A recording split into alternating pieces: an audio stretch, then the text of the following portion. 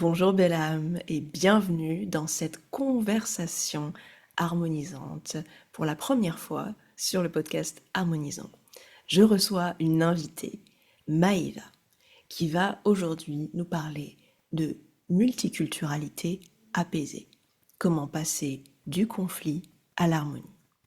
Donc avant de commencer et rentrer dans le vif de la conversation, qui est vraiment magnifique et passionnante, je vais avant tout te proposer de découvrir le sommaire de cet épisode. Tu trouveras dans la barre sur YouTube ou sur les plateformes d'écoute comme Spotify ou Deezer, tu verras les timecodes pour t'y repérer si jamais il y a un sujet qui t'attire plus qu'un autre, ou simplement si tu t'arrêtes en cours d'épisode pour revenir plus tard, eh bien tu auras des repères pour t'y retrouver. Si certains de ces sujets te touchent, que toi aussi tu veux rejoindre notre conversation, n'hésite pas à t'exprimer dans les commentaires et à partager ton vécu, tes ressentis et ta vision pour une multiculturalité apaisée. Sur ce, je te laisse découvrir cet épisode à la fois doux, profond et porteur d'une vision pleine d'espoir pour le futur.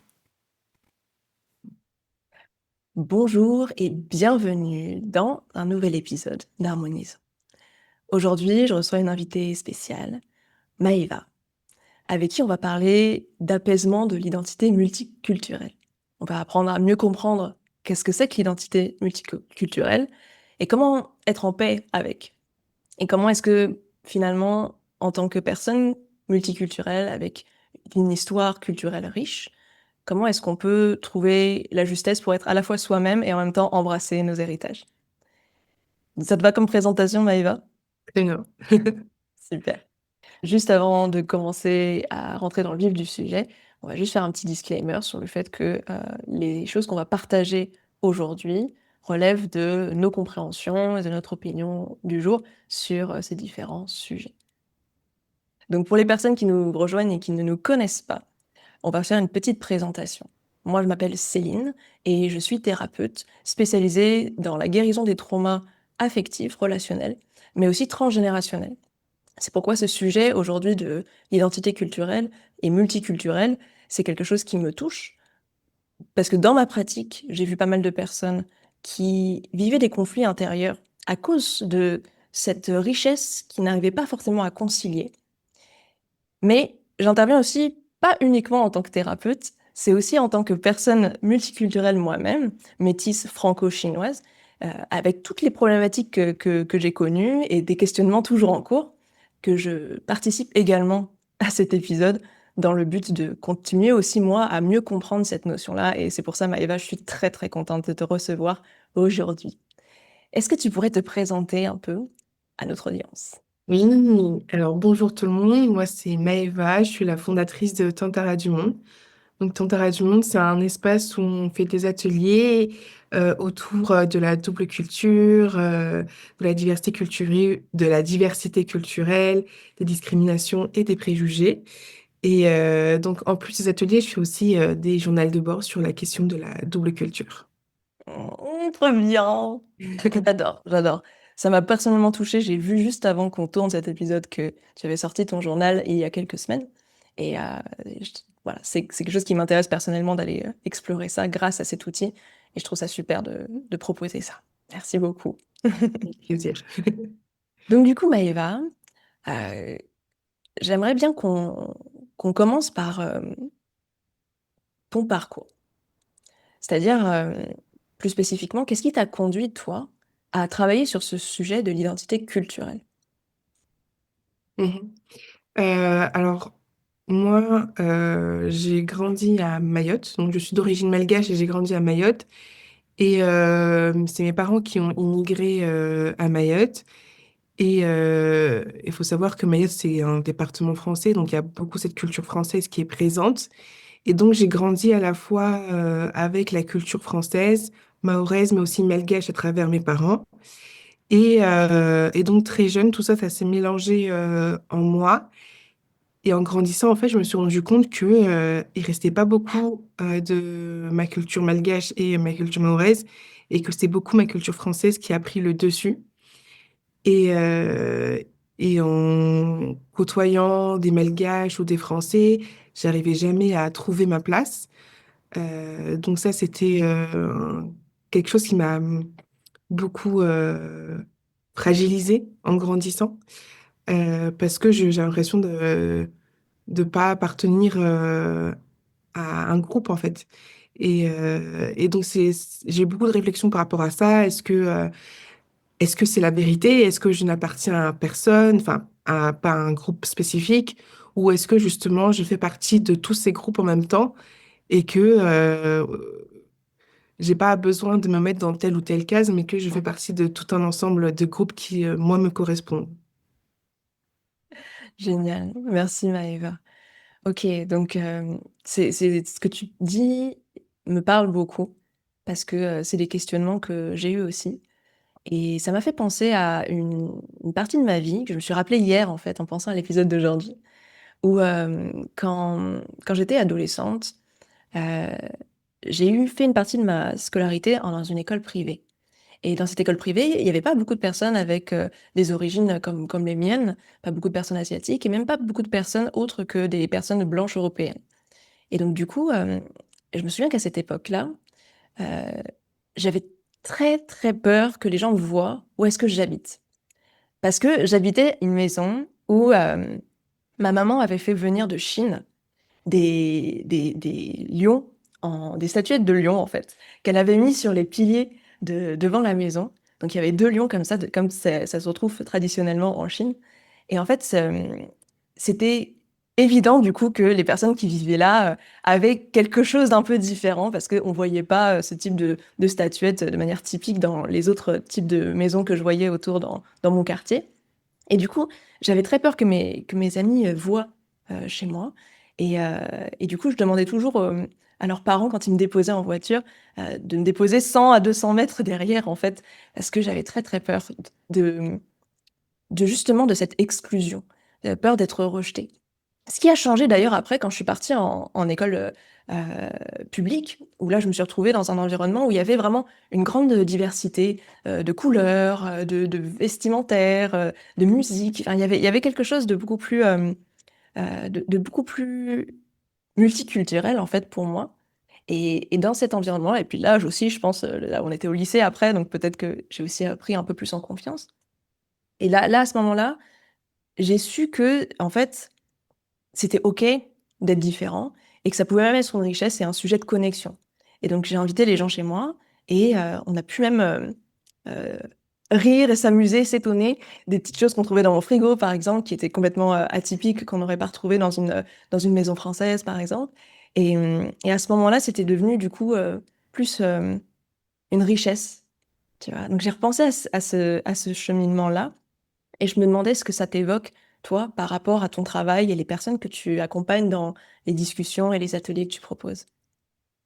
Mais du coup, ce que tu me dis, ça me parle aussi parce que bah, moi aussi, quand j'étais petite, enfin, j'en ai pris conscience quand j'étais plus grande, mais en France, il y a beaucoup ce côté, pour s'intégrer, il faut un peu oublier sa culture d'origine et il faut adapter à 100% à la culture française. Et ça, tu le sens pas forcément, c'est un peu inconscient. Et notamment à l'école, je sais que très vite, on, on met de côté les langues, par exemple, d'origine, et on dit non, c'est mieux de parler français et il y a quelque chose qui est dit inconsciemment que enfin, les langues d'origine, c'est pas forcément accepté. Donc il y a des choses qui se passent même dès l'école où on dit aux enfants qui ont une double culture que votre double culture, elle doit pas, c'est à la maison, c'est pas à l'extérieur. Mm. Et, euh, et après, en fait, qu'on on a conscience de ça, on se rend compte qu'en fait, c'est pas normal. Et moi, ce qui m'a aidé dans mes réflexions, en fait, c'est il y a un penseur iranien qui a partagé cette image de l'humanité comme un jardin de fleurs, et que si un jardin est composé de que de roses de la même couleur, de la même senteur, ben, ce jardin-là, il est un peu monotone et triste, alors qu'un jardin luxuriant avec des fleurs de toutes les couleurs, de toutes les formes, avec différentes senteurs, c'est magnifique, c'est beau, et c'est ça qui crée la beauté du jardin. Et c'est exactement ça qu'on retrouve dans l'humanité. C'est des personnes de toutes les couleurs, de toutes les formes, et c'est ça qui crée la beauté de l'humanité. Et quand moi j'ai pris conscience de cette image-là, j'étais là, ah mais oui, en fait, depuis tout ce temps, on nous essaie de faire croire que la beauté, c'est l'uniformité, alors que la vraie beauté, c'est la diversité. Et quand j'ai eu conscience de ça, ben, je savais que c'était la vérité et que bah, plus personne pouvait m'éloigner de ça. Et peu importe les gens qui disent c'est ça en fait qui est vrai, ben non, moi j'avais cette image de bah, la beauté, c'est la diversité. Et donc c'est vraiment ça que j'essaie de montrer aux gens dans mon travail, c'est euh, on apporte une beauté dans ce jardin-là, notre singularité, qui on est, elle contribue à la beauté de l'humanité et pas le contraire. Et c'est vraiment ça que je développe dans mon journal de bord, par exemple. On essaye de décortiquer un peu ben, qu'est-ce qu'il y a de beau chez nous et qu'est-ce qui fait que notre singularité culturelle, elle apporte énormément à l'humanité. Et moi, ce dont ça me fait penser, c'est le fait que quand on grandit avec une double culture, on n'a pas la même vision que les personnes qui ont grandi avec une seule culture. Mm. On a deux visions du monde qui parfois sont complètement différentes. Par exemple, quand on grandit avec une vision occidentale et non occidentale, on a une vision beaucoup plus élargie de la société, de l'humanité en général. Oh, j'adore ce que tu dis, merci. Du coup, il y a deux choses sur lesquelles j'aimerais rebondir par rapport à ce que tu viens de partager. Déjà, je trouve ça génial qu'il y ait cette association qui est faite en fait entre la richesse culturelle et la contribution. Dans le développement personnel, il y a beaucoup cette notion qu'on va retrouver dans le fait de se dire, bah, notre histoire, dans ce qu'elle a des épreuves qu'on a vécues, de ce qui est douloureux, mais également dans ce qui est euh, positif, les forces qu'on a reçues, tout ça participe à ce qu'on puisse prendre notre place dans le monde et contribuer, en fait, pour une partie du collectif, parce il y a forcément cette notion d'interaction et d'échange, en fait, comme si se réaliser, c'est aussi apporter des choses au monde. Et voilà, je pense aussi au jardin dont tu parlais tout à l'heure avec les fleurs. Dans, euh, dans le parcours chamanique que j'ai traversé, euh, on a souvent comparé l'âme aux plantes en disant que voilà, tout le monde a comme une graine à l'intérieur de soi et que bah, peu importe en fait les chemins qu'on prendra, mais l'idée c'est de permettre à cette graine de grandir et à la plante de se développer et de dévoiler ce qu'elle a à apporter à ce monde et dans un écosystème où il y a d'autres plantes. On n'est pas tous la même plante. Si quelqu'un aura plus la graine du pissenlit, quelqu'un aura la graine du sapin, et il n'y a pas de comparaison, de comparaison de valeur entre elles en fait. C'est juste la richesse de l'humanité. Mm. Donc, je résonne très fort avec ce message. Merci de le partager et je pense que les personnes qui nous écoutent aussi peuvent raisonner avec. La deuxième chose sur laquelle je voulais rebondir, j'ai pensé à un moment donné à ton parcours où tu as d'abord fait des études d'anthropologie. Et je me demandais justement, comme tu parlais de différentes... tu parlais qu'en France, il y a ce côté où il faut un peu s'effacer quand on a une culture qui est différente pour pouvoir s'intégrer. Du coup, c'est pas pareil partout. Toi, justement, avec ton regard d'anthropologue, est-ce que tu as vu qu'il y a d'autres endroits où ça se passe différemment et du coup, comment ça se passe ailleurs?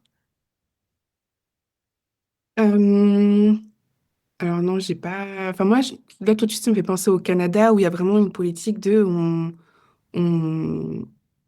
enfin, la politique de la multiculturalité au Canada, elle est très très présente et je l'ai senti quand j'y étais. Mais après, enfin, le Canada non plus n'a pas une histoire parfaite avec son peuple, mais il y a cette volonté de vouloir réparer. En tout cas, moi, je le sens plus fort qu'en France, où en France, il y a beaucoup ce côté un peu universaliste où tout le monde est pareil et finalement, nos différences doivent s'effacer pour pour qu'on fasse société. Mm. Euh, non, j'ai pas d'exemple précis où ça existe quelque part d'autre dans le monde. Et je pense qu'on apprend en fait parce qu'on n'a pas su, enfin, on sait pas comment faire encore aujourd'hui. Et donc on apprend des uns des autres sur comment on fait pour que cette diversité elle puisse coexister ensemble. Mm. Ok, super. Donc en fait, effectivement, c'est vrai que c'est historiquement, il y a peut-être quelque chose d'un peu récent, finalement, dans le fait de coexister et de chercher à ce que ça se passe bien, tout en ayant cette diversité culturelle. Je me permets de faire une petite correction au montage, car je me suis renseignée après le tournage de l'épisode, et concernant ce que je venais de dire, en réalité, il y a eu historiquement des sociétés, des gouvernements, des périodes historiques dans le monde où il y a eu une forme de recherche d'harmonie multiculturelle. Ça n'est pas que propre à notre époque contemporaine. Juste pour citer quelques exemples, il y a eu l'Espagne musulmane du 8e au 15e siècle. Il y avait aussi l'Empire ottoman entre le 15e et le 20e siècle. L'Empire mongol en Eurasie du 13e au 14e siècle. L'Empire perse du 6e-4e siècle avant Jésus-Christ, Tombouctou pour l'Empire du Mali en Afrique de l'Ouest entre le 13e et le 16e siècle, voilà, pour en citer quelques-uns.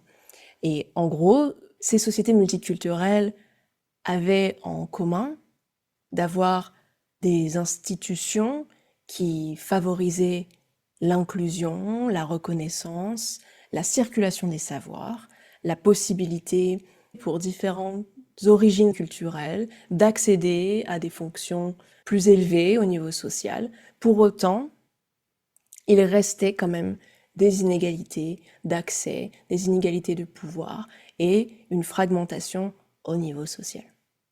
Donc cette inclusion, elle n'était pas vraiment complète et surtout, il y avait aussi beaucoup de fragilité face aux crises, les crises politiques, les crises religieuses, les crises où il y avait des enjeux de domination et de hiérarchie d'un groupe par rapport à un autre.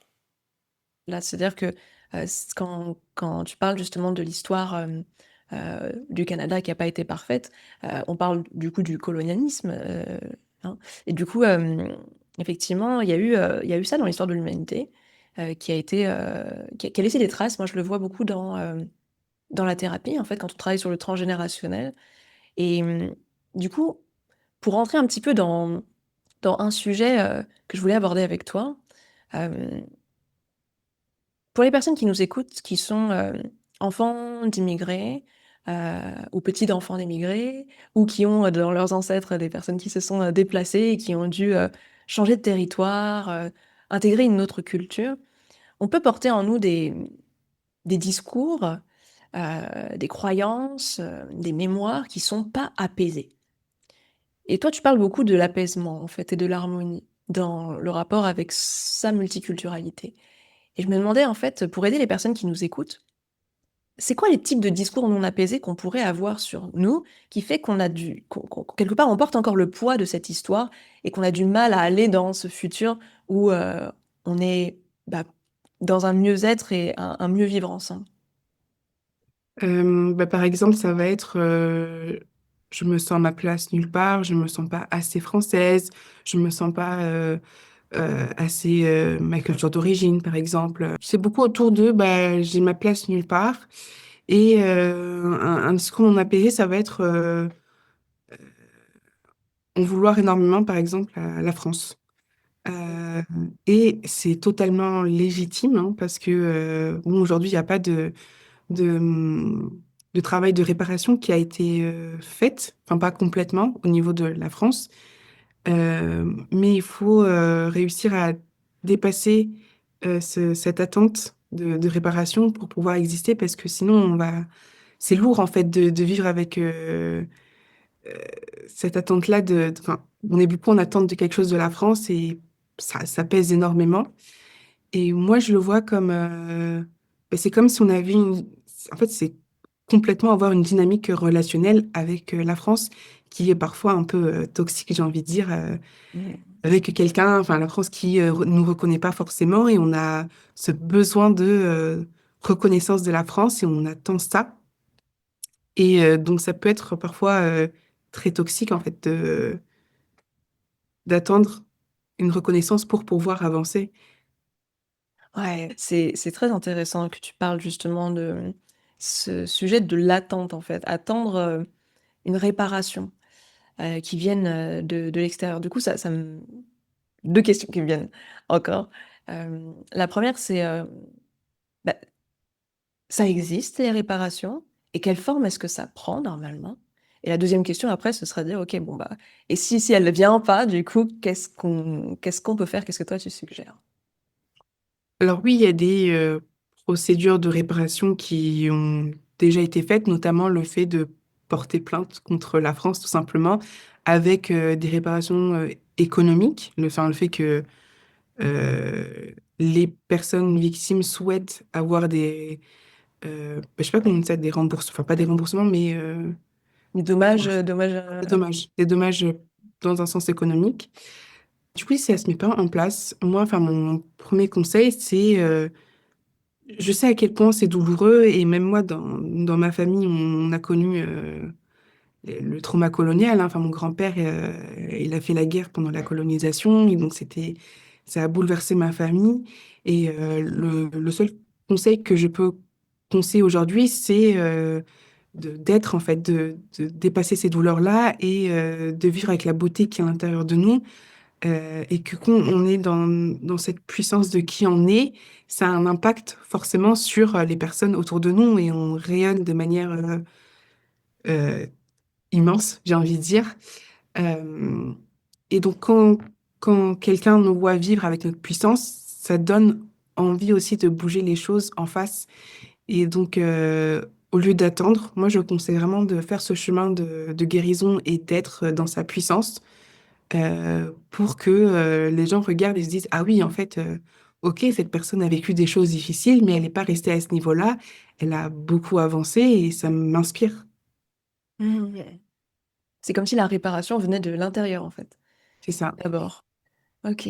En tout cas, ici, si elle vient pas de l'extérieur, de la prendre à l'intérieur. Et d'ailleurs, c'est quelque chose que j'observe dans les phénomènes de guérison thérapeutique. Euh, dans diverses situations où il y a eu une injustice, des dommages et une reconnaissance, puis après une réparation qui est offerte, c'est pas pour autant que quand ça vient de l'extérieur, ça suffit à réparer l'intérieur. Il y a des personnes qui, même en ayant obtenu gain de justice, euh, vont quand même continuer à porter les stigmates et les traces et les blessures de toutes les expériences douloureuses qu'elles ont vécues. Et là, en fait, ce dont tu parles, c'est vraiment un processus de guérison de l'être, quoi. Moi, ce que je te dirais thérapeutique, mais ça peut être beaucoup plus large, ça peut être spirituel aussi. C'est vraiment de pouvoir se reconnaître soi et, euh, et accepter de traverser, ou plutôt de libérer les émotions qui étaient bloquées, de ressentiment, de colère et d'attente vis-à-vis voilà, d'attente que quelque chose à l'extérieur nous sauve ou nous répare. Et de se dire, non, c'est bon, je retrouve mon intégrité à l'intérieur de moi, je reprends ma dignité et, euh, et je m'assume et je me mets dans le monde, quoi. Et en même temps, ça me fait penser à quelque chose dont on avait parlé ensemble en préparant cet épisode. C'était de pas tomber dans l'excès, finalement, où on va être dans une forme de revendication vis-à-vis de notre identité culturelle, un peu comme opposition, en fait. Est-ce que tu pourrais revenir sur cette idée-là et donner un peu plus de clarté aux personnes qui nous écoutent par rapport voilà, les différents pièges dans lesquels ne pas tomber quand on cherche à se réconcilier avec son identité multiculturelle? Oui. Souvent, quand notre identité elle a été bafouée, on a envie de se la réapproprier pour pouvoir mieux l'incarner. Et le truc dans lequel il faut pas tomber, c'est de vouloir absolument revendiquer son identité, parce qu'il y a cette idée de bah, si je revendique mon identité, c'est qu'en face, il y a un ennemi face auquel je revendique mon identité. Et donc ça, en fait, c'est pas une identité apaisée. Et souvent, ce que j'ai remarqué, c'est que l'identité, enfin, notre identité, elle est composée de beaucoup de choses. Ça peut être notre identité culturelle, notre identité spirituelle, religieuse, sociale. Et souvent, celle qu'on revendique la plus, c'est celle qui est la plus menacée. Et donc, forcément, c'est la plus menacée, c'est celle qui, en face, il y a eu une attaque, en fait. Et donc, moi, enfin, la manière dont je perçois les choses, c'est une vraie identité apaisée, c'est le fait d'être OK avec toutes les identités qui nous composent, d'être en harmonie avec elles et d'être connecté à notre véritable identité qui est pour le coup spirituelle. Et c'est pas forcément, je parle pas de religion, mais c'est toutes nos valeurs, nos principes, enfin ce qui fait de nous un être humain, tout ce qui est relié à notre âme. Donc c'est cette identité-là qu'il faut développer. Elle est beaucoup plus puissante que notre identité culturelle ou notre identité sociale, qui pour le coup peut être très changeant. Hmm, ok. Et ça, est-ce que c'est quelque chose, justement, dans tes ateliers ou dans ce que tu proposes? euh, Comment est-ce que tu l'abordes ça, en fait? Parce que, justement, les personnes qui viennent te voir, elles vont vraiment chercher à vivre ce processus. Bah, d'ailleurs, j'ai envie de te demander, mais qu'est-ce qui se passe, en fait, pour les personnes qui viennent te voir? J'aimerais bien que tu nous partages comment ça se passe, le processus, en fait. Bah, du coup, on fait le chemin avec, c'est ce que je fais un peu dans mon journal de bord. Dans mon journal de bord, on fait le chemin on regarde qu'est-ce qui s'est mal passé par rapport à notre identité, quelles ont été les mauvaises croyances, qu'est-ce qu'on nous a dit par rapport à notre identité et qu'est-ce qu'on a gardé à l'intérieur de nous. Et on essaye de réparer ça. Et il y a aussi ce chemin on répare notre relation avec la France, mais aussi avec notre pays d'origine. Et donc, quand cette partie-là de réparation est faite, qu'est-ce qu'on peut faire pour explorer notre culture française et qu'est-ce qu'on peut faire pour explorer notre culture d'origine? Et après ça, quand il y a un peu ce chemin d'apaisement, l'idée c'est de dire, OK, c'est très bien, on s'est réapproprié notre identité culturelle, mais là, il faut aller beaucoup plus loin. On ne peut pas juste rester sur son identité culturelle. L'idée, c'est de aussi développer son identité spirituelle, et c'est ça qui va aussi nourrir notre vraie identité. Donc c'est un peu le chemin, voilà, je regarde ce qui s'est mal passé, je répare, et puis j'apaise, et je me tourne vers ma véritable identité, qui est pour le coup spirituelle. Ah, génial. Donc c'est vraiment intégré dans le processus, quoi. Tu l'amènes aussi, tout ça, c'est finalement cette traversée de, de l'histoire multiculturelle qu'on porte, et pour arriver finalement à s'en détacher après, Mm, pour s'ancrer plus pleinement dans qui on est au-delà de ça. C'est exact. très intéressant parce que j'ai des images qui me viennent quand tu me parles de ça. C'est comme si finalement les identités culturelles pouvaient être comme des boîtes dans lesquelles on se range à un moment donné. Et du coup, moi par exemple, c'est ce que je ressentais quand j'étais plus jeune. Et puis même, je pense que c'est quelque chose que je pourrais peut-être être amenée encore à ressentir, de parfois dire, mais je rentre pas dans les boîtes. Quand je suis en France, on me dit que je suis chinoise, et quand je suis en Chine, on me dit que je suis française. Et il y a une espèce de truc où on a l'impression que les boîtes nous limitent.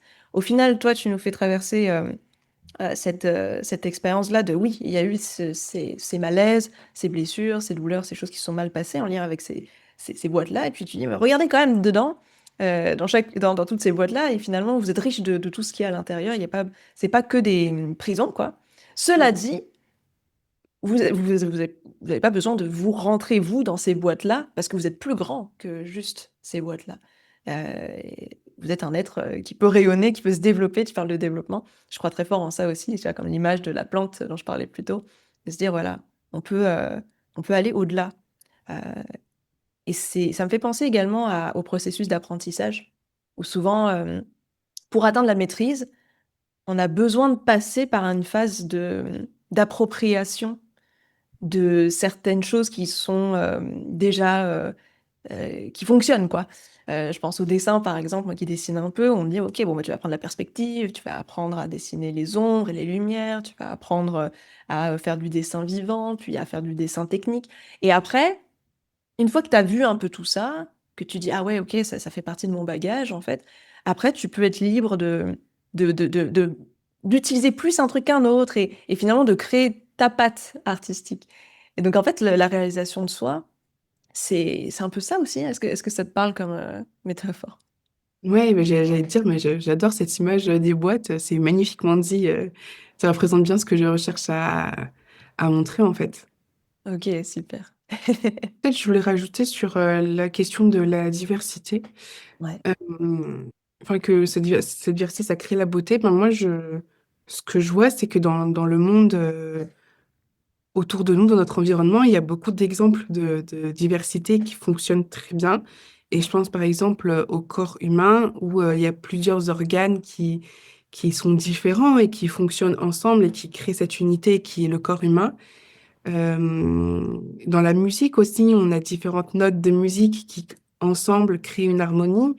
Et en fait, moi, ma réflexion, c'était dans notre environnement, il y a beaucoup d'exemples d'unité dans la diversité pour le coup, et que c'est intrinsèque en fait à notre existence, mais que chez l'être humain, il y a eu des blocages, ça se passe pas très bien. Et souvent, ce que je pose en atelier, c'est mais qu'est-ce qui fait que ça a bloqué en fait au sein de l'humanité? Qu'est-ce qui a fait que aujourd'hui, cette unité dans la diversité, elle marche pas? Qu'est-ce qui fait que nos singularités ne fonctionnent pas forcément ensemble en harmonie, alors que dans le monde de l'existence, ça marche très bien. Mm. Euh, enfin, je sais que c'est une réflexion que j'ai avec les personnes avec qui je fais mon atelier. Et souvent, les réponses, c'est il y a eu beaucoup de relations traumatiques, en fait, que ce soit la colonisation, que ce soit les guerres. Et donc, ça affecte les relations qu'on a les uns envers les autres. Euh, et donc, voilà, enfin, il y a cette idée de... euh, on a du mal à se débarrasser de traumas un peu passés pour reconstruire quelque chose de nouveau. Et souvent, enfin, mes participants, ils disent, on, on a peur de faire les efforts parce qu'on ne sait pas, en fait, si on fait les efforts, est-ce que ça va changer quelque chose? Est-ce qu'on a la certitude que les choses vont avancer? Mm. C'est un super sujet. Et merci de revenir sur ça, du coup. Euh, Parce que c'est vrai que, par exemple, dans la pratique thérapeutique, qui est en fait une pratique de conduite du changement, euh, ce qui fait que ça peut tenir dans la durée, c'est si on arrive à identifier pourquoi, de façon légitime, c'est arrivé à la base. C'est-à-dire pourquoi est-ce que le problème s'est produit et d'aller au-delà d'un jugement moral, finalement, sur euh, c'est pas bien que ça se soit produit comme ça, mais c'est-à-dire un peu plus factuellement, un peu plus empathiquement parlant, euh, quels sont les besoins finalement qui ont fait que cette situation s'est produite chez les humains qui ont participé à la situation, quoi. Et c'est vrai que euh, du coup là t'as évoqué les guerres, t'as évoqué la colonisation. On va revenir dessus dans quelques instants. J'avais juste envie de partager avant d'oublier que c'est vrai que c'est un sujet que en psychologie évolutionniste on a des théories sur ça, notamment sur le plan biologique en fait. On a de façon innée, pour se protéger physiquement, une tendance à rejeter ou se méfier de quelqu'un qui serait trop différent, qui présenterait en fait des caractéristiques physiologiques trop différentes de nous. Et l'histoire l'a montré d'ailleurs que, en fait, par exemple, lors des colonisations, il y a eu des maladies qui se sont transmises et il y a eu des carnages, beaucoup de morts et beaucoup de personnes qui ont souffert de maladies parce que justement, il y a eu ces groupes humains trop différents, qui ont grandi dans des environnements trop différents et qui ont amené en fait des maladies auxquelles le corps des personnes natives n'était pas adapté pour ça. Donc ça, c'est quelque chose qui m'avait beaucoup parlé quand je l'avais vu la première fois pour dire, OK, comme dans beaucoup de situations où c'est le corps qui prend les commandes, c'est une question de survie. Il y a un truc dans l'inconscient très primitif qui peut nous amener à finalement être dans le rejet de l'autre, quoi. Et quand on le comprend et qu'on dit, OK, bon bah voilà, il y a une pulsion à l'intérieur qui peut amener à ça, bah, ça permet de sortir de juste l'aspect de euh, finalement, les gens sont purement méchants ou gentils, et se dire, attendez, peut-être qu'il y a un truc inconscient qui nous meut, et dans ce cas-là, bah, éveillons-nous là-dessus pour réguler, en fait. Réguler un peu cette pulsion-là. Si jamais il y a quelque chose en nous qu'après on va essayer de rationaliser par une idéologie, qu'on va essayer de justifier par une morale, bien ou mal, enfin, par exemple, voilà, il y a une justification morale dans pas mal d'actes de haine, en fait, entre humains. Et l'idée, c'est de se dire, bah, peut-être que d'un point de vue de cette compréhension psychoévolutionniste, euh, ok, c'est normal pour pas mal de gens d'avoir peur de la différence, euh, de ressentir même une émotion qui s'appelle l'émotion du mépris, qui est en fait l'émotion, une nuance de dégoût, qui est là pour dire je ne m'approche pas d'un truc qui potentiellement est dangereux pour moi. Maintenant, rationnellement, bah, on peut faire le lien entre la conscience et l'inconscient et se dire, OK, là, on vit en 2015, la médecine a bien évolué, c'est safe, en fait, d'être à côté de personnes qui présentent des caractéristiques différentes. Si jamais il y a de la peur ou des trucs comme ça peut être lié à ce truc très primitif et c'est donc simplement de se dire, maintenant, on rassure notre système nerveux et on dit, en fait, tout va bien, ouvrons-nous, en fait, à cette diversité-là parce que là, on est plus en danger, quoi. Ça, c'était euh, un élément dans ce que j'ai appris dans mon parcours qui était super intéressant pour moi. Ça m'a ouvert les yeux, en fait. Et de l'autre côté, il y a aussi des sujets finalement qui dépassent l'aspect relationnel humain.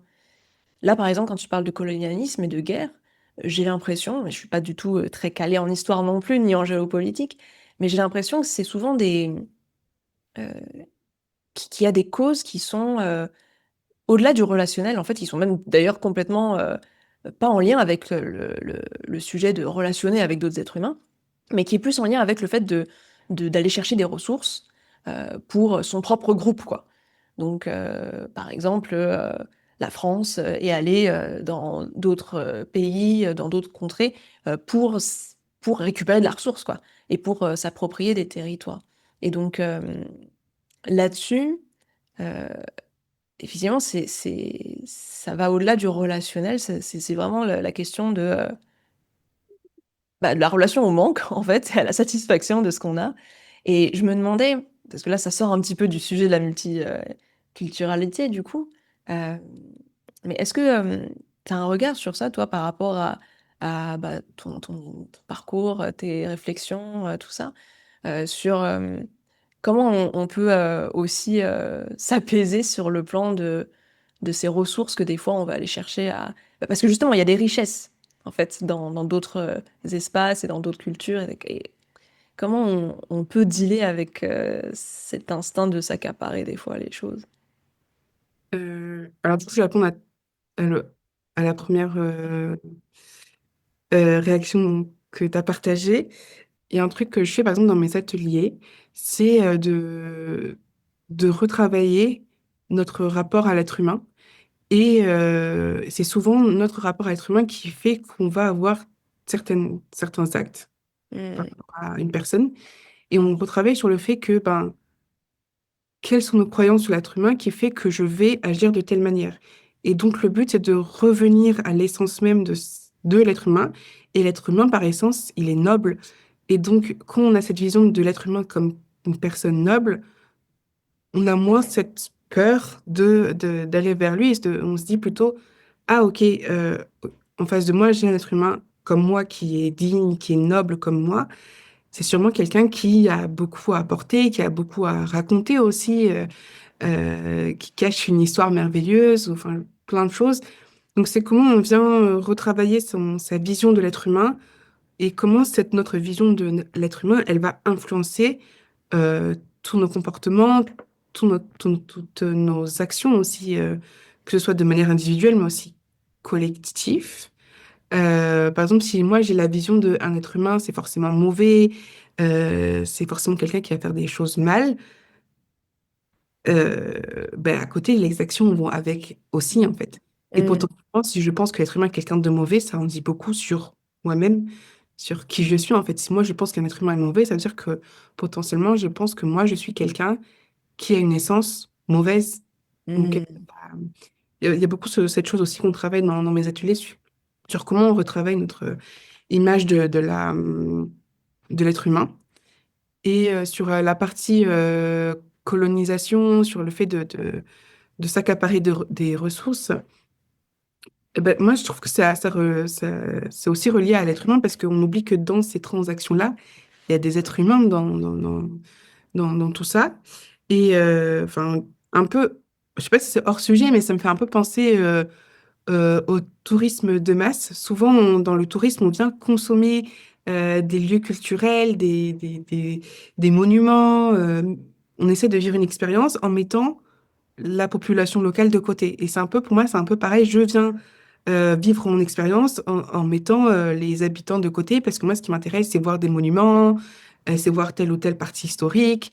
Donc, c'est exactement ça, en fait. On essaie de s'accaparer des choses, de vivre des choses, en oubliant cette équation-là qui a l'être humain au milieu. Donc, c'est ça, en fait, qui va créer euh, des, des grosses difficultés, enfin, des gros problèmes. Et c'est parce qu'on oublie que au milieu, il y a quand même des êtres vivants qui Hmm. ont des émotions, voilà, qui vivent les choses. Et du coup, ta question, c'est comment on fait pour s'apaiser par rapport à ça?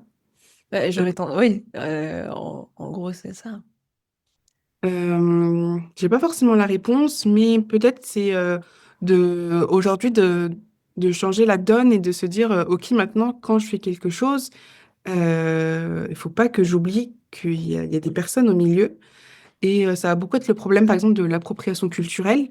Je vais m'approprier tel ou tel vêtement en oubliant qu'en fait, ça a une signification pour des populations. Ça me fait penser par exemple, pour Halloween, il y a des personnes qui se déguisent avec des vêtements traditionnels de personnes natives, ce qui est complètement inapproprié quand on sait que ces personnes-là n'ont pas eu le droit de s'habiller comme ça.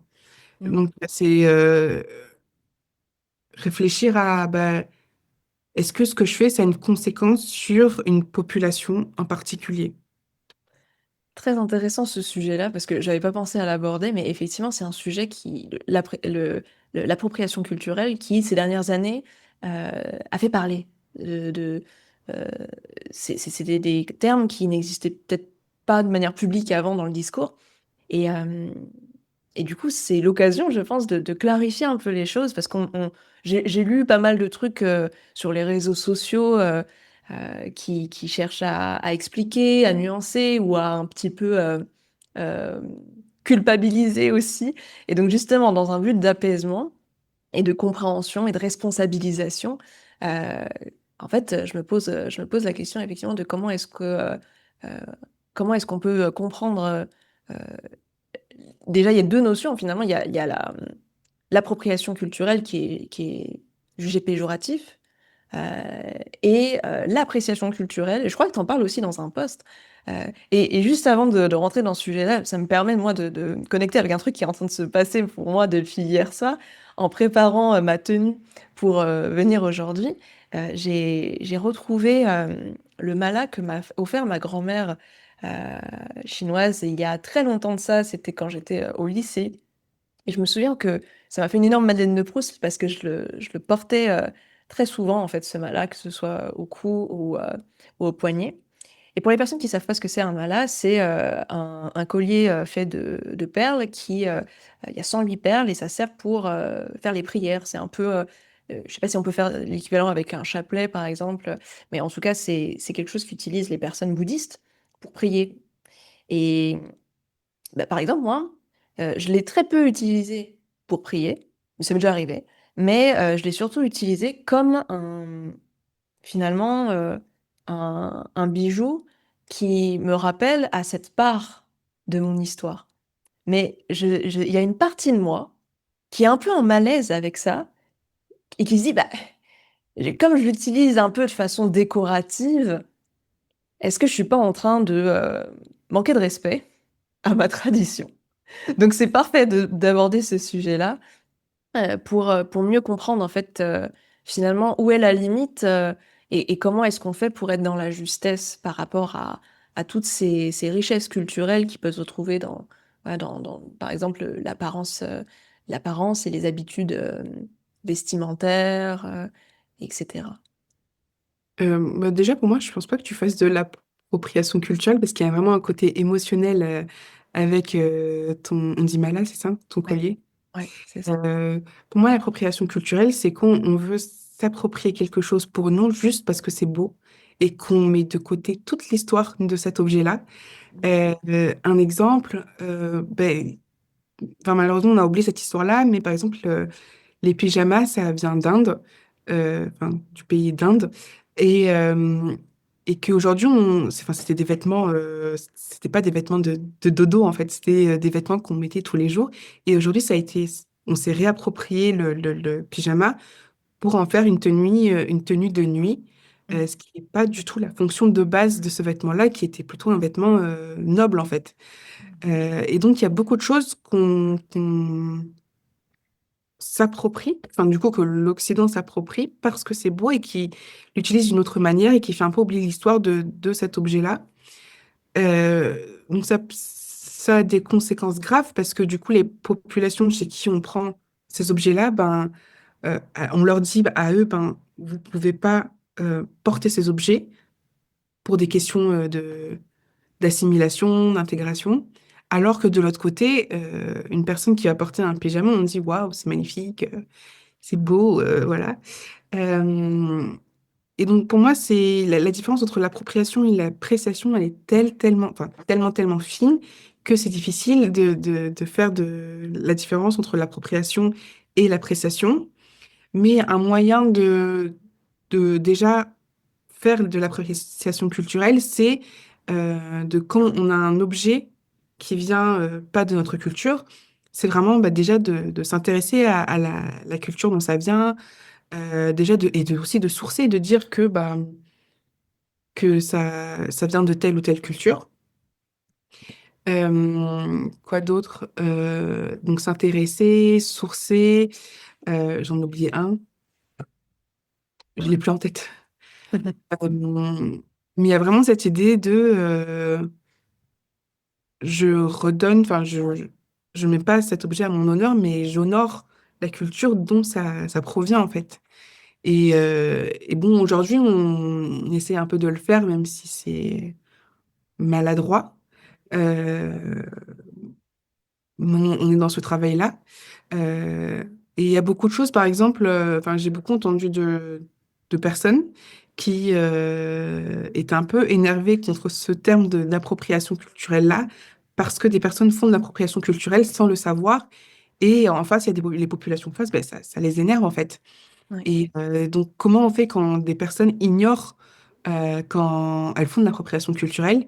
Je pense par exemple une personne sur les réseaux qui s'était faite des tresses euh, ou des locks, je sais plus, pardon, des dreadlocks.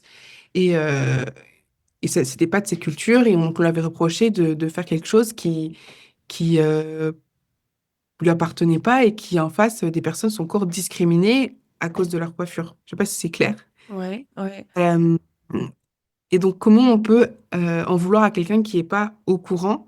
Et donc, je pense que c'est ça, en fait, tout le travail qu'on doit faire aujourd'hui, c'est que les différentes cultures, elles se communiquent pas assez. On...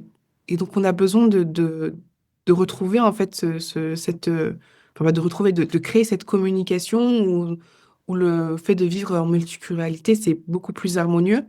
Parce que le problème, c'est qu'on cohabite ensemble sans se connaître vraiment. Et, euh, et donc, c'est pas le top du top dans une société, quoi. Et donc, ça crée des frictions qu'on cohabite juste ensemble et qu'on ne vive pas en harmonie ensemble. Hmm. Donc, en fait, ce que je comprends là, c'est que le sujet de l'appropriation culturelle, c'est pas tant le fait de porter quelque chose qui appartient à une autre culture ou de se coiffer d'une manière qui appartient à une culture dont on fait pas partie. C'est le fait de finalement d'ignorer qu'il y a une injustice en cours où il y a quelque part des personnes plus privilégiées qui peuvent s'approprier du coup des choses de différentes cultures, des attributs de différentes cultures, sans avoir aucun souci, sans que ça ait un impact dans leur vie. Et le fait que les cultures voilà, pour qui ce serait peut-être naturel ou même bénéfique de pouvoir euh, arborer leurs attributs, elles vont être stigmatisées euh, et pénalisées du fait de le faire. J'ai l'impression que c'est en fait le sujet de l'appropriation culturelle, il est là, il est dans cette incompréhension des injustices sociales. Et, euh, et du coup, c'est finalement ça qu'on aurait besoin de réparer, en fait. C'est de se dire, mais on va revaloriser la culture de tout le monde, et y compris soi-même. J'étais en train de me dire, quand tu parlais de s'intéresser à d'où viennent les choses euh, historiquement, culturellement, je crois que c'est pas que de la culture des personnes extérieure à la nôtre, c'est notre propre culture aussi. Je parle là pour euh, la partie française aussi. J'ai aucune idée de quels sont finalement les attributs vestimentaires ou en termes de coupe de cheveux ou de maquillage qui pourraient avoir une histoire dans la France. Bon, à la limite, j'ai un peu la rêve des perruques sous Louis XIV, quoi, mais enfin voilà, la fleur de lys, ok. Et d'ailleurs, tiens, ça me permet d'embrancher sur un autre sujet ou une branche de ce sujet-là, qui est que j'ai l'impression que en France, il y a un conflit avec l'identité française, même quand on n'est pas multiculturel. Par exemple, bah, moi j'ai l'exemple de la Chine à côté, euh, où j'ai été pas mal quand j'étais plus jeune, et j'ai toujours de la famille qui est en Chine. Et du coup, en Chine, bon, bah, il y a clairement un grand sens du patriotisme qui est inculqué à travers tout le système chinois. Et en même temps, euh, donc c'est peut-être un extrême un peu fort de se dire, voilà, là-bas, le pays est vraiment très, très valorisé, les gens sont très fiers d'être chinois. Mais je sais que c'est le cas de d'autres pays, quoi. Il y a un certain sens de l'appréciation de son propre pays. Mais j'ai entendu beaucoup de personnes en France dénigrer la France, dénigrer... euh, en fait, comme s'il n'y avait pas vraiment de France. Et je trouve que c'est plus dans les régions qu'on va retrouver de l'appréciation. Par exemple, là, je suis en Vendée et il y a une belle appréciation des Vendéens pour la Vendée. Et voilà, Est-ce que tu as quelque chose à dire par rapport à ça, ou observer, ressenti? On déteste, enfin, il y a beaucoup de critiques sur la France. Beaucoup de gens se plaignent de la France. C'est très français, j'ai envie de dire. Non, je rigole, je rigole. J'ai pas forcément de réponse, mais oui, c'est quelque chose qui m'a frappée. En France, on se plaint beaucoup et j'ai l'impression que c'est une manière aussi de mettre en lumière ce qui va pas et c'est aussi une bonne chose. Enfin, je sais que les grèves, ça met en lumière beaucoup d'injustices et Mm. c'est quelque chose qui est très honorable aussi chez les Français de pas vouloir, enfin, de vouloir chercher le meilleur et pas forcément stagner à des situations qui sont pas du tout adaptées. Après, sur la question de l'identité française, je sais pas si aujourd'hui les gens savent vraiment ce que c'est que l'identité française ou qu'on a une projection en fait de ce que c'est. Je sais même pas s'il y en a une précisément. Ce que je sais, c'est que aujourd'hui être français, c'est plus être blanc et venir de la France métropolitaine. Ça veut dire plein de choses aujourd'hui, l'identité française. Moi, par exemple, je me considère française, mais je sais que il y a des personnes à qui ça va pas plaire, par exemple. Et donc, pour moi, l'identité française, c'est aimer la France déjà. Euh, Moi, j'ai été construite par la France. Euh, et c'est quelque chose qui fait partie de mon histoire. Et donc, c'est pour ça que moi, je m'identifie à la culture française. Mm. Yes. Ok, merci pour ton retour sur ça. Donc Alors, excuse-moi parce que j'ai le chat qui est en train de gratter à la porte. Voilà, c'est bon, il est rentré, tout va bien. On va l'entendre miauler un petit peu de frustration. Voilà. Tu l'entends là au micro ou pas? Je l'entends pas du tout. Ah bon, bah ça va alors. C'est déjà retrouvé plein de fois dans mes enregistrements, c'est pour ça. Ok. Euh, ok, alors t'as rebondi sur les deux choses, du coup je vais éviter de rebondir un milliard de fois sur tout, mais je vais quand même essayer de me rassembler mes idées par rapport à ce que tu viens de nous partager. Euh,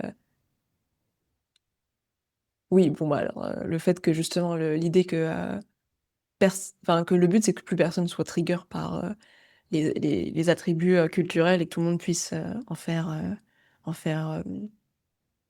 l'usage, mais même en profiter quoi, en profiter de façon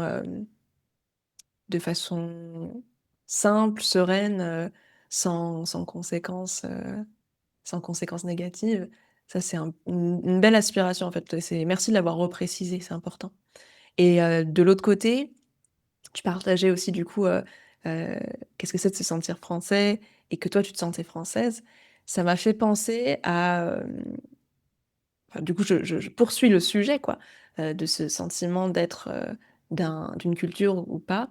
Euh, j'ai repensé à ma maman, qui m'avait fait un partage il y a quelques années, qui m'avait pas mal marqué. Euh, Ma maman, elle a passé plus de la moitié de sa vie en France. Mais à la base, elle a grandi en Chine. Et elle est retournée en Chine il y a quelques années, ça faisait longtemps qu'elle n'était pas retournée. Et elle s'est fait une remarque en allant là-bas et en passant du temps avec sa famille, et voilà, en étant vraiment immergée dans, dans la culture chinoise. Elle est revenue et elle m'a dit, j'ai plus l'impression d'être chinoise. Et donc, ça m'a marqué, j'ai pas su quoi faire de cette info. Mais je pense que quelque part, ça a dû résonner aussi avec moi-même, cette question qu'on m'a souvent posée de est-ce que tu es chinoise ou est-ce que tu es française en fait? Est-ce que tu te sens plus chinoise ou française? Et je sais que tu l'abordes à un moment donné sur ton compte Instagram aussi. Et, euh, et pour toutes les personnes qui nous écoutent, qui pourraient être aussi dans ce conflit de euh, il faut que je prenne parti, qu'est-ce que tu aurais à nous répondre? Justement, moi, ce que je dis quand on me pose cette question, est-ce que je me sens plus française ou malgache? Ben, en fait, c'est pas ça la question. On n'a pas à poser cette question. Enfin, moi, je me sens telle que. Enfin, moi, je dis tout le temps que je me sens 100% française et 100% malgache, que, enfin, j'ai pas besoin de me positionner, en fait. Et que souvent, les personnes qui nous demandent de nous positionner, c'est des personnes qui elles-mêmes sont en conflit avec leur propre identité. Enfin, moi, en tout cas, ça a été le cas, et avec les personnes aussi que j'accompagne, c'est les personnes qui vont dire ah, mais est-ce que tu es vraiment une vraie malgache, une vraie française? C'est des personnes qui ont besoin de moi pour se sentir plus français ou plus malgache, qui ont besoin de me mettre dans une case pour pouvoir, eux, se sentir plus quelque chose. Donc, pour moi, c'est pas. Enfin, l'identité, c'est quelque chose de très mouvant. Et même, on le voit, bah, du coup, l'identité culturelle est très mouvante. Mm. On croit qu'on est telle ou telle culture à 100%. On peut se sentir plus français à un moment donné de sa vie ou plus sa culture d'origine à un moment de sa vie. Et c'est vraiment fait des expériences avec lesquelles on vit, en fait. Et donc, euh, pour moi, c'est normal que ce soit quelque chose qui bouge, que ce soit pas quelque chose de figé. Et souvent, c'est le problème des étiquettes, c'est qu'on veut nous figer sur une identité. Mm. Effectivement. Et du coup, c'est vrai que ça me fait penser à ce que tu partageais plus tôt par rapport à ton propre parcours. Et je me demandais, en fait, quelles sont, euh, quelles sont les réflexions que on pourrait avoir qui pourraient nous aider à s'y retrouver, à naviguer justement dans cette mouvance identitaire et peut-être même au-delà hein, de l'aspect culturel. Est-ce que tu as des petits tips par rapport à ça dans ce que tu partages dans ton travail? Des questions, des rappels, des mantras, des phrases qui pourraient nous guider? Pour se rappeler de son identité. Bah, peut-être pour embrasser qui on est, que ce soit justement à travers le prisme identitaire culturel ou au-delà, l'aspect plus spirituel. Bon, moi, la phrase que j'adore me dire, c'est que je suis 100% de tout. Et c'est vrai, en fait, parce que souvent on dit, moi, je suis moitié française, moitié malgache, mais après, je suis pas 50-50. Mon identité, elle est faite de tout ce qui la compose, et donc 100% de toutes ces choses-là. Donc, j'aime bien dire que je suis 100% de tout, et donc ça, c'est quelque chose qui m'aide énormément. Une autre chose, c'est de me rappeler que quand quelqu'un critique mon identité, ça n'a rien à voir avec moi. Et ça, c'est plutôt la personne qui est en train de faire son chemin par rapport à son identité. Est-ce qu'il y a autre chose? Et oui, et ben, je me dis aussi que qui je suis, toutes mes influences culturelles, elles contribuent aussi à cette beauté de la diversité culturelle. Et que, enfin, aujourd'hui, c'est très difficile pour moi de me rabaisser par rapport à mes cultures, en fait, parce que je sais que c'est ce qu'il y a de plus beau en nous et que c'est cette singularité qui fait notre beauté. Et donc, en ayant cette vision-là, ben, je me rappelle que, quoi qu'il advienne, je contribue à cette beauté. Mmh. Yes, j'adore. C'est en fait, tu incarnes quelque chose, pleinement tu es pleine de tout ce que tu as, de tout ce que tu portes en toi comme héritage culturel et du coup, ça rayonne et ça se voilà, ça contribue par, le fait que tu l'incarnes et que tu l'assumes et que tu en sois, nourrie, quoi. C'est très intéressant et je me souviens que, justement, j'avais vu cette phrase, je crois, sur ton Instagram, le fait de: «Je suis 100 des 2» et ça m'avait empouvoirée direct. Mm. Ça a tout de suite fait un déclic dans ma tête où je me suis dit: «Ah mais je n'avais même pas conscience que, j'avais une perception de moi-même qui était en mode: "Je suis pas tout à fait chinoise, donc je suis pas finie du côté chinois, et je suis pas tout à fait française parce que j'ai un truc en trop qui fait que ça marche pas." Et en fait, là, ce que tu dis, c'est que finalement, bah voilà, c'est 100% des deux. Et je trouve ça très intéressant parce que ça ouvre tout d'un coup le champ des possibles. Et, ça permet de se, en tout cas, c'est mon ressenti à moi. C'est comme si ça me faisait prendre plus de place tout de Mm. suite dans mon espace, dans mon corps, comme si j'avais le droit d'être tout ça à la fois. Quelque chose que finalement, euh, bah, l'extérieur m'avait pas forcément accordé, mais que Mm. là, par l'intérieur, je peux me l'accorder, quoi. Ok, Mm. donc merci beaucoup pour ces partages. Je pense que ça va résonner avec des personnes qui nous écoutent. Et pour ceux qui sont sur YouTube et qui peuvent lâcher des commentaires, n'hésitez pas à partager un peu vos ressentis et ce que ça vous fait d'entendre toutes ces belles visions des choses que Maïva partage. Et même cette image de 100% de tout, bah, pour moi, c'est même si je suis en France et que j'explore moins ma culture malgache, même si je suis moins ancrée dans ma culture malgache, je sais que je pourrais toujours y retourner parce que ça fait toujours partie de moi et que, enfin, voilà, ce 100% me fait sentir les choses de manière plus globale. Hmm, yes, yes. C'est vrai que C là, quand tu parles du fait de pouvoir y retourner et de revenir dans cette culture, peut-être de manière plus immersive, c'est comme ça que je le comprends. Hem, Mm. j'avais vu aussi un post que tu avais partagé sur Instagram où, tu parlais de la langue et j'avais réagi par rapport à ça sur la langue, heu, bah, moi, c'était la langue chinoise, du coup, que j'avais, fini par perdre. En tout cas, que j'ai pas développé, suffisamment pour que, l'adulte que je suis aujourd'hui puisse s'exprimer dans toute sa personnalité. Et c'est vrai que ça m'a posé question après avoir vu ton post. Et en fait, ça fait que à peine 2 mois que j'ai découvert ton travail et je suis vraiment, ça m'a tout de suite parlé et j'ai tout de suite vu que ça faisait bouger des choses à l'intérieur de moi. Et du coup, il y a encore beaucoup, d'exploration à faire de mon côté. Mais en tout cas, c'est vrai que tu poses des questions et tu abordes des sujets, heu, qui me parlent, en fait, comme si, voilà, c'était quelque chose dont j'aurais eu besoin, en fait, à un moment donné de ma vie, de me poser et de pouvoir, me positionner par rapport à tout ça. Et qu'au final, sur cet aspect culturel, en prenant les chemins que j'ai pris, Heu, à partir du moment où j'ai fini, l'école, je me suis rendu compte que c'est un peu comme si j'avais, progressivement, laissé, cette identité chinoise, un petit peu s'effacer, comme si quelque part je dépendais de mes parents pour l'incarner, enfin du côté chinois de ma famille. Et et dans la manière d'y retourner, il y a 2 ans, j'ai passé une période où je vivais seule dans un appartement. Et du coup, j'étais à Paris et c'était une période de transition dans ma vie et c'était un moment où j'avais besoin de mettre des repères, en fait. C'était un peu comme une espèce de retraite, pour me retrouver. Et tu vois, spontanément, je suis allée faire mes courses dans le 13e. Sachant que j'habitais pas, à Paris quand j'étais petite, hein, donc c'était pas du tout des endroits où j'allais, forcément moi, en tant qu'enfant et tout. Mais je connaissais pour y être passée, pour un peu pas une fois ado.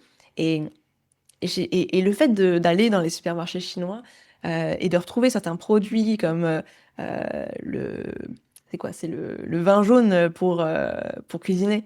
Et puis les grosses bouteilles, d'huile, il y a pas d'huile, mais de soja, de sauce soja, heu, bah, là, dans les supermarchés, je suis très frustrée ici, parce que c'est vraiment des toutes petites bouteilles et comme moi, j'en consommais beaucoup, chez moi, bah, j'en ai racheté comme ça et je sais que ça me faisait un truc, quoi, d'avoir ça chez moi et d'être dans ma cuisine et de voir la bouteille de vin jaune avec l'étiquette rouge comme ça qui me rappelait vraiment mon enfance et de voir ça et de me dire, c'est fou, c'est comme si, ouais, pendant plusieurs années, j'avais oublié ça et que j'avais fait sans, alors que quand je le retrouve, mais ça me met tellement bien. Et donc, il y a un truc comme ça où j'ai l'impression que l'immersion ou le retour à la culture, il peut se faire de plein de manières différentes. Ça peut être bah, l'incorporation dans le quotidien d'éléments de la culture avec laquelle on veut renouer.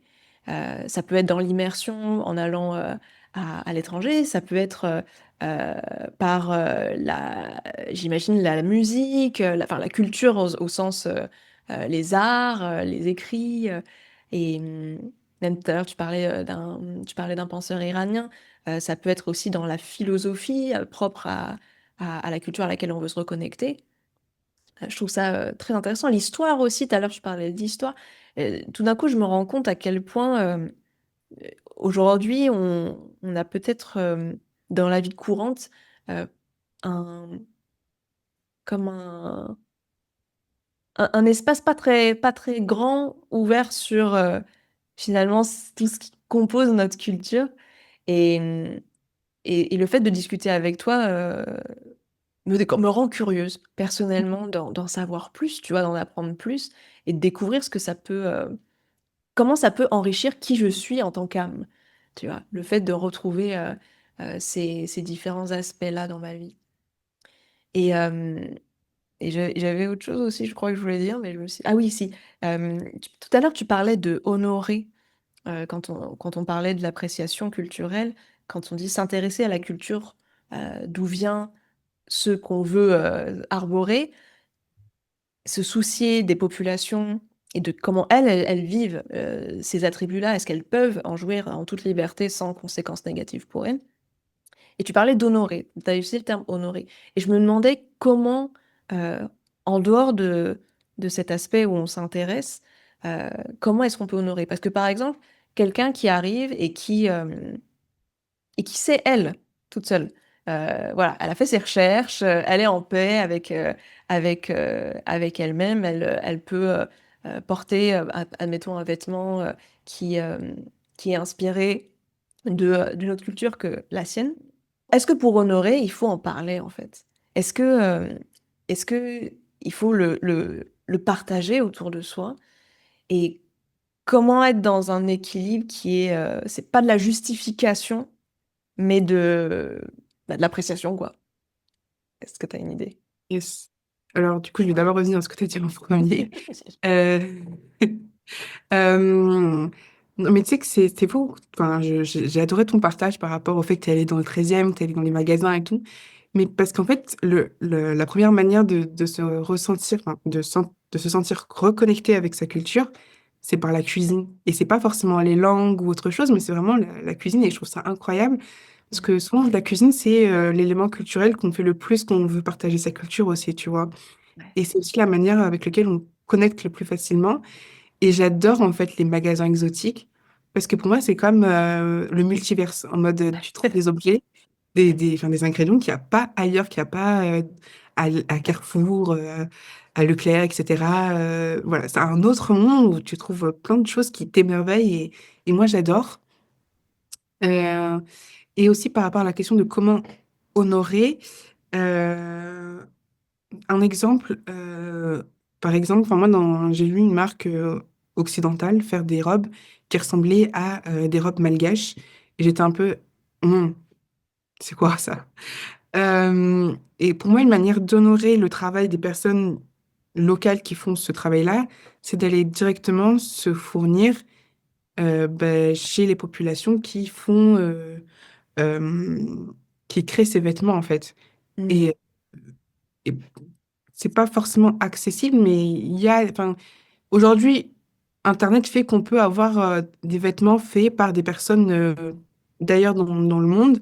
Et je trouve que pour moi, c'est beaucoup plus sain de se fournir un vêtement qui vient directement du pays dont ça provient que plutôt une fabrication, une contrefaçon.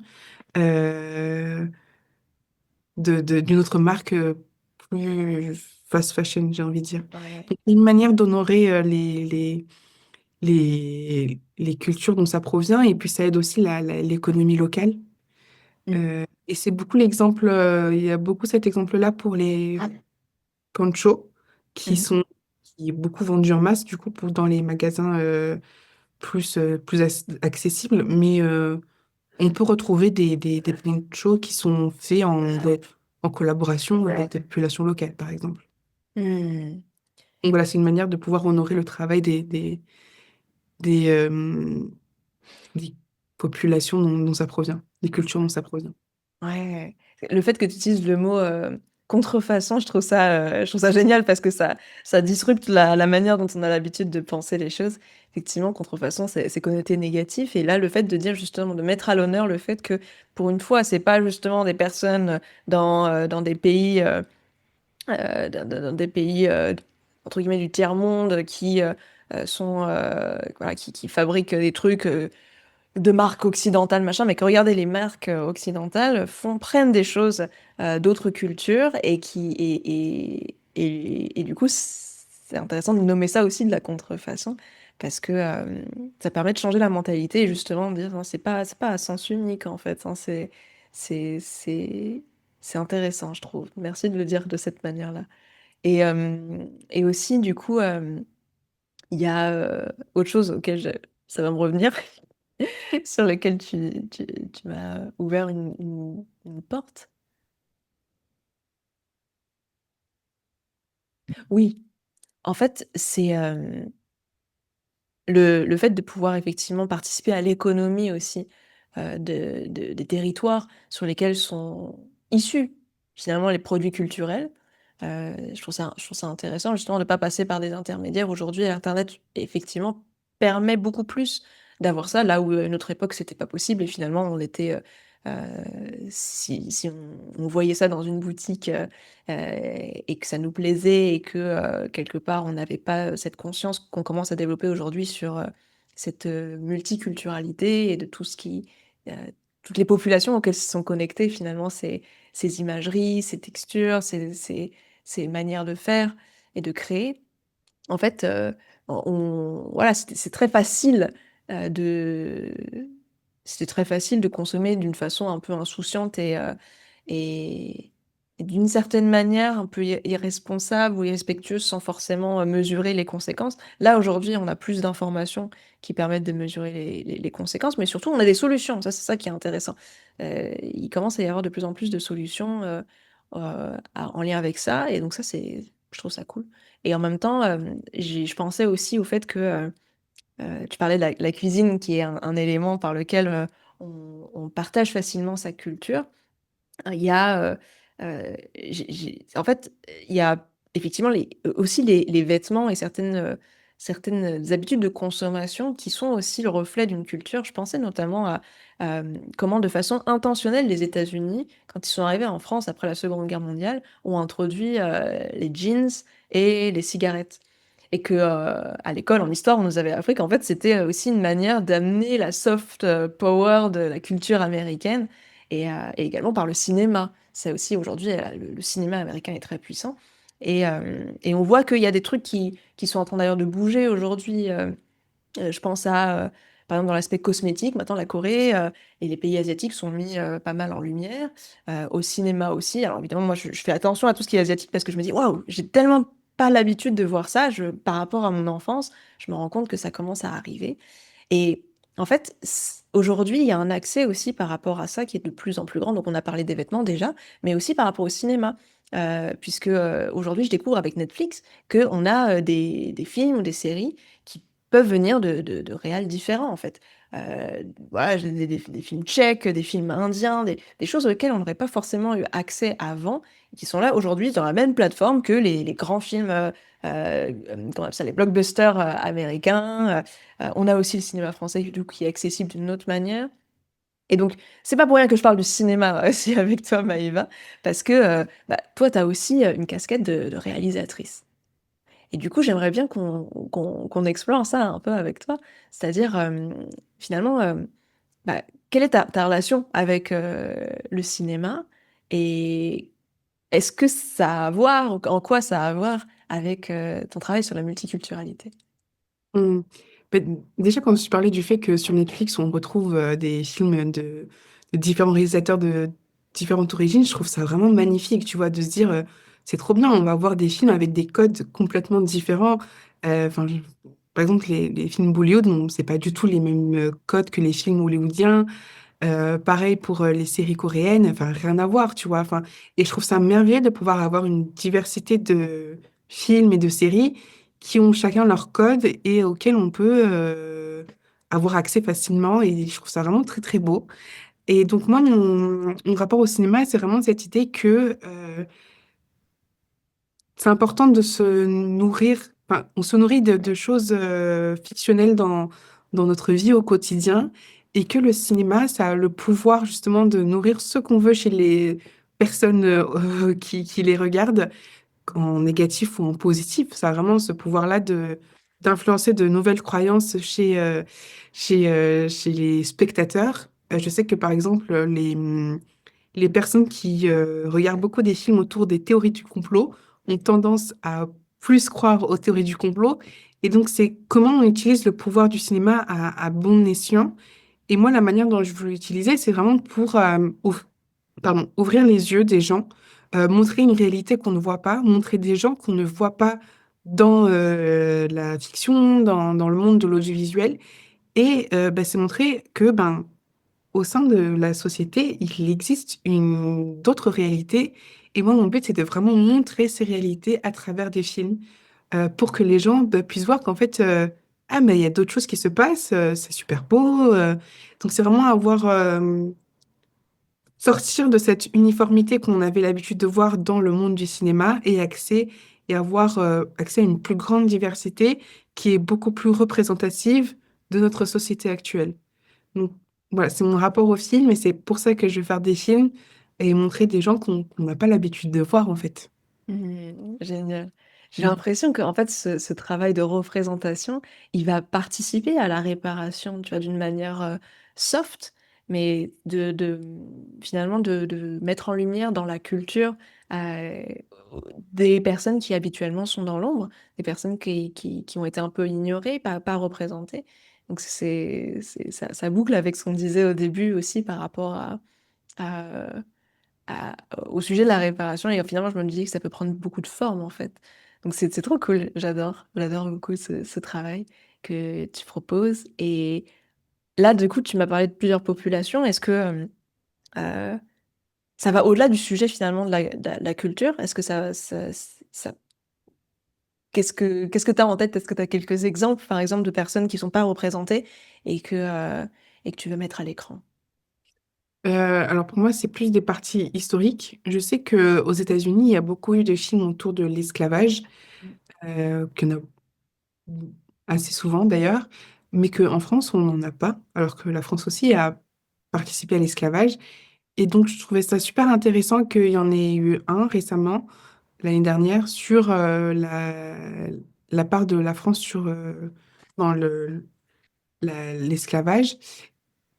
Et c'était vraiment intéressant de voir ça, parce que souvent les films sur ce thème-là en France, ils sont mis de manière plus comique. Enfin, c'est plus des comédies, la manière dont c'est fait.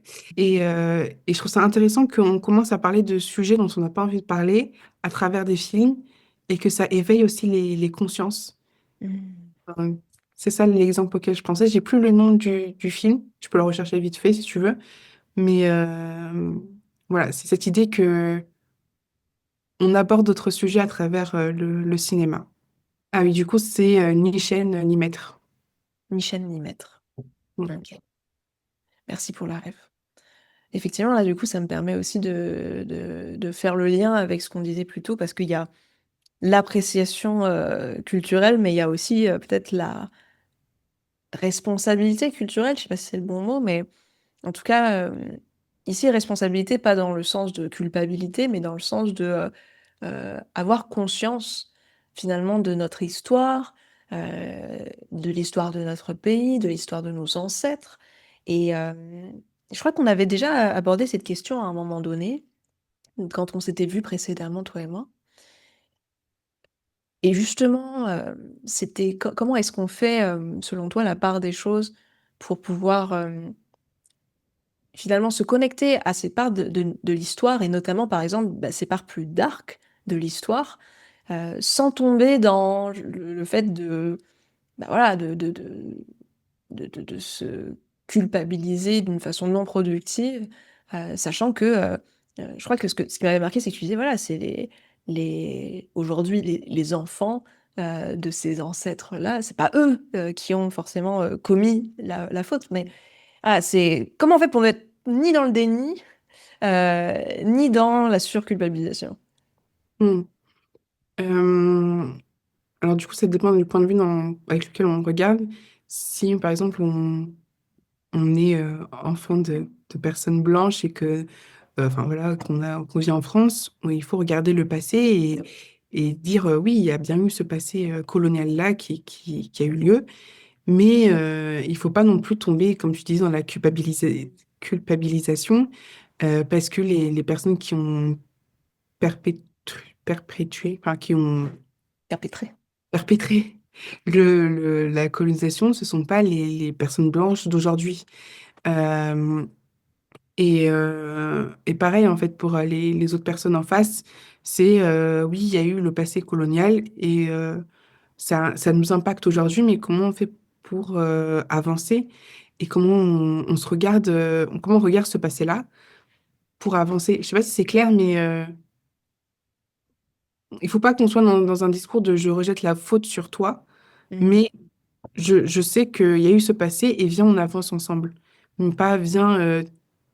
Enfin, ce que disent souvent les gens, c'est pour moi, les personnes blanches représentent l'oppresseur, alors que toutes les personnes blanches ne sont pas forcément les oppresseurs, même si c'est lié à leur passé, mais c'est comment on regarde ces personnes-là avec des alliés qui veulent vraiment faire avancer les choses. Et puis, enfin, en discutant avec des personnes blanches, il y en a qui sont totalement prêtes à faire le travail de réparation, à discuter avec des personnes non blanches euh, pour trouver des solutions pour pouvoir avancer. Mais pour ça, ça demande à ce qu'on arrête, à ce qu'on arrête de mettre dans le même panier toutes les personnes blanches, parce qu'il y a des Mhm. personnes blanches qui veulent vraiment faire ce travail-là de réflexion et de travail collectif, en fait. Hmm. Effectivement, là, en fait, c'est en généralisant, tous les blancs sont des oppresseurs. C'est quelque part, on reproduit l'erreur de dire telle population présente telle caractéristique et du coup, ça mérite qu'on les traite d'une manière moins respectable que d'autres, quoi. Donc, Mm, c'est de pas tomber dans cette vision-là des choses. Et le fait que, là, quand tu parlais de réparation dans ce contexte précis, j'ai vraiment l'impression que, en fait, c'est un synonyme de renouer. C'est de renouer avec l'autre et de vraiment être en connexion. Et, euh, et finalement, ce terme réparation, enfin, moi, de la manière dont je ressens, je me dis, il y a le potentiel de le prendre de manière un peu lourde.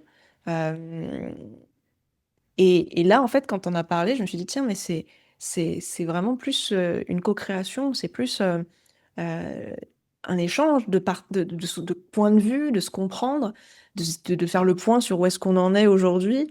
Ah bah merde, je savais pas que toi, tu vivais ça et c'est nul de vivre ça. Qu'est-ce qu'on pourrait faire pour que tu vives plus ça? Et en même temps, de trouver un moyen pour que, de faire communauté ensemble, en fait, avec l'intégration de ces multiples cultures, plutôt que d'avoir des communautés culturelles éparses, mm, antagonistes quelque part entre elles. Mais là, c'est mm, vraiment de faire ensemble, de refaire lien ensemble et de former ensemble un groupe. mm. D'ailleurs, ça me fait penser à... euh, pour moi, il faut aller beaucoup plus loin que la multiculturalité, Ouais. parce que enfin, dans cette idée de multiculturel, c'est des populations de différentes cultures qui cohabitent ensemble. Et on a essayé d'aller vers de l'interculturalité, donc faire communiquer les cultures entre elles. Mais je pense qu'il faut aller encore beaucoup plus loin, qui est, il faut aller vers une harmonie entre toutes les cultures. Et c'est ça le travail vers lequel il faut aller. Et donc, ça demande de déconstruire aussi certaines visions qu'on a de la société avec les différentes cultures. Donc c'est du travail, mais il faut aller plus loin aujourd'hui que l'interculturalité et plus aller tendre vers une harmonie entre toutes les cultures. J'adore. C'est un terme qui me parle beaucoup, l'harmonie, tu te doutes. Mais vraiment, ça va parler, je pense, aussi aux personnes qui nous écoutent, d'aller au-delà de cet aspect culturel. Et là, du coup, on retrouve un peu cette partie, bon, bah, l'humanité en tant que un grand peuple avec plein de fleurs de différentes couleurs, de différentes formes. Donc ça, c'est chouette. C'est un beau message de paix. Et du coup, ça me fait penser aussi à un terme dont on avait parlé précédemment quand on s'était vu, sur lequel tu avais aussi réagi sur ça, et c'était par rapport à la tolérance. Où tu disais, voilà, souvent on parle dans le domaine du racisme ou voilà, de la multiculturalité, on va parler de tolérance. Et tu disais, mais tolérance, c'est pas le bon mot. Qu'est-ce que tu Oui. pourrais dire justement à ce sujet? Bah, du coup, quand on a essayé de créer le vivre ensemble, déjà, enfin, moi, je suis pas trop fan non plus du terme vivre ensemble, il faut aller encore plus loin, mais bon, ça, c'est autre chose. Bah, on a mis en place le concept de tolérance. Et en réfléchissant, je suis là, mais bah non, en fait, parce que tolérance, ça vient du mot tolérer, et personne n'a envie d'être juste toléré. Et souvent, ce que je donne, par exemple, dans mes ateliers, c'est l'image du couple. Dans un couple, on n'a pas envie d'être juste toléré, on a envie d'être aimé, on a envie d'être accepté, de se sentir pleinement soi-même, de pouvoir rayonner dans sa relation de couple. Et c'est exactement pareil dans la société, on a envie d'être acceptant pour qui on est, on a envie d'être pouvoir être soi, de pas se sentir oppressé pour qui on est. Et c'est exactement ça. Et aujourd'hui, la tolérance, elle apporte pas ça. Pour moi, la tolérance, c'est vraiment le strict minimum que l'on peut offrir à quelqu'un. Et si on veut créer des sociétés plus apaisées, il faut aller plus loin que juste tolérer. Mmh. Il faut aller où alors? Alors, il faut justement aller plus vers des relations plus harmonieuses, euh, avec plus de paix aussi. Et donc, des relations de paix, pour moi, c'est beaucoup égal à l'amour, en fait. Mmh. Il faut que les gens puissent s'aimer entre eux. Et je pense que c'est difficile à entendre aujourd'hui qu'on dit, bon, bah, il faut que vous vous aimiez les uns les autres. Les gens, ils sont un peu, ouais, mais non, ça fait bisounours, c'est tout, mais c'est le chemin vers lequel il faut aller, c'est l'amour et pas la tolérance. Mmh. Ouais. En fait, la tolérance, on reste, encore quelque part un peu crispé, j'ai l'impression. Il y a un truc, on reste encore un peu tendu et presque un peu méfiant, enfin, c'est on tolère, mais on n'est pas encore pleinement accepté ou on n'est pas Mm, en lien vraiment. Donc ouais, mm, c'est pour toi, il y a vraiment cette notion hem de s'aimer et d'être en mm. paix ensemble. Et du coup, tout à l'heure, tu as parlé du fait que, même le terme «vivre ensemble» pouvait être limitant, et je serais très curieuse de savoir, et bah, voilà, ta vision, en fait, à ce sujet-là. Qu'est-ce qui serait, encore plus inspirant, plus constructif que le terme de «vivre ensemble»? Pour le coup, j'ai pas fini ma réflexion sur le vivre ensemble. Enfin, Mmh. je me dis juste que vivre ensemble, pour moi, c'est très peu. Enfin, c'est pas, ça va pas. Euh, enfin, ce terme, il n'est pas représentatif de la vision vers une société beaucoup plus harmonieuse. Et j'ai pas de thème encore bien précis par lequel il peut être remplacé. Euh, Peut-être l'unité. Euh, mais vivre ensemble, pour moi, ça reste encore un niveau pas assez développé de ce qu'on recherche dans la société. Mmh. On recherche Ouais. pour une société plus harmonieuse, en tout cas. Ouais, mais ça me parle ce que tu dis. Je m'étais jamais fait la réflexion parce que c'est un terme que j'ai souvent utilisé.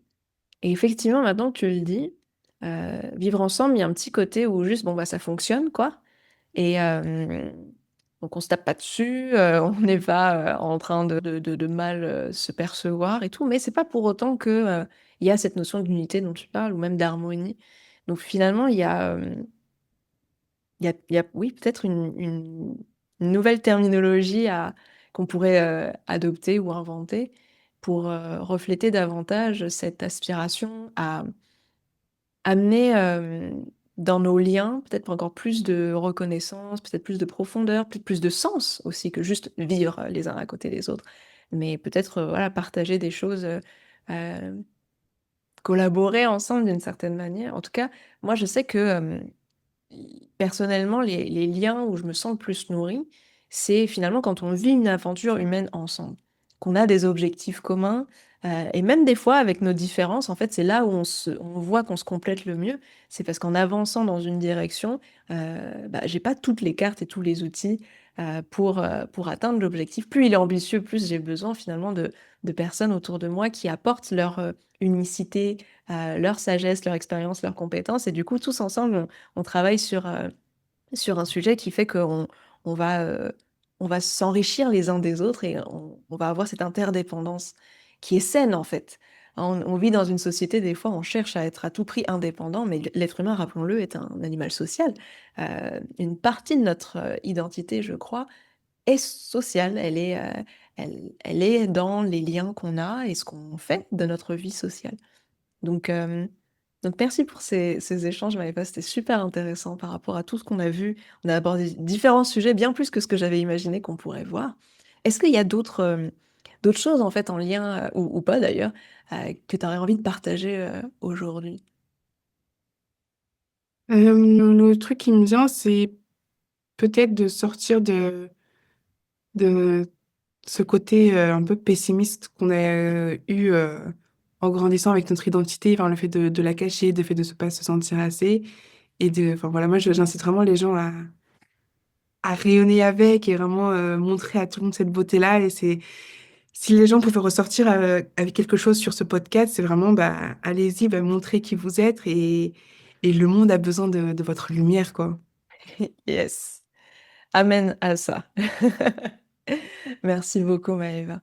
Où est-ce que, pour les personnes qui veulent aller plus loin avec toi, qui sont curieuses de ton travail, de ton carnet de bord, de toutes les choses dont tu as parlé, les ateliers, éventuellement s'il y a des films, des choses comme ça, où est-ce qu'on peut retrouver ton travail? Alors, je suis beaucoup sur Instagram. Mhm. Donc sur Instagram, dans mes stories, il y aura enfin, tout ce qui est en rapport avec les carnets, au journal de bord, et c'est vraiment dédié aux personnes qui ont grandi avec une double culture et pour qu'elles s'apaisent sur ces questions-là. Après, souvent, bah, je donne en story bah, toutes les informations par rapport à mes ateliers. Donc voilà, et beaucoup d'autres réflexions sur mes posts, voilà. Mm. Génial. Ça s'appelle Tantara du Monde, C'est ton, ça. ton Instagram. Je le mettrai aussi dans la description, comme ça les personnes auront juste à cliquer pour te retrouver. Moi, personnellement, je sais que ça a été des pépites à chaque fois quand je découvrais certains de tes posts qui m'ont vraiment poussé à la réflexion, qui m'ont vraiment challengé d'une manière positive sur mes positions qui étaient celles que j'avais laissées à l'adolescence, quoi, et que j'avais pas forcément re-questionnées.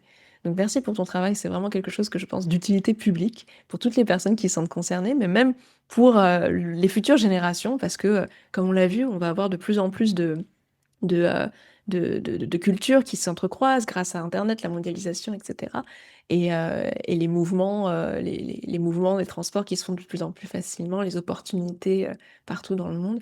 Donc cette réflexion sur l'identité multiculturelle et même le fait de la dépasser et d'aller vers cette harmonie sociale, c'est quelque chose qui me semble prioritaire dans les discussions pour les personnes qui veulent œuvrer pour un monde encore plus harmonieux.